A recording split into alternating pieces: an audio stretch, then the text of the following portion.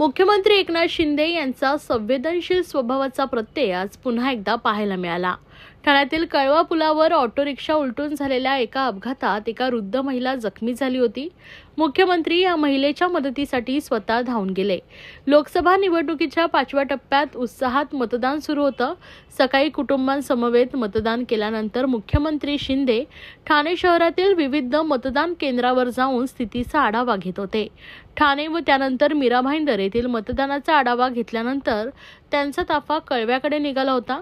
पण कळवा पुलावरून जाताना अचानक त्यांना एक ऑटो रिक्षा रस्त्यावर उलटल्याचं दिसलं। या अपघातात रिक्षातून प्रवास करणारी एक महिला जखमी झाल्याचं त्यांच्या निदर्शनास आलं। त्यानंतर ते तत्काळ आपला ताफा थांबवून या महिलेच्या मदतीसाठी धावून गेले।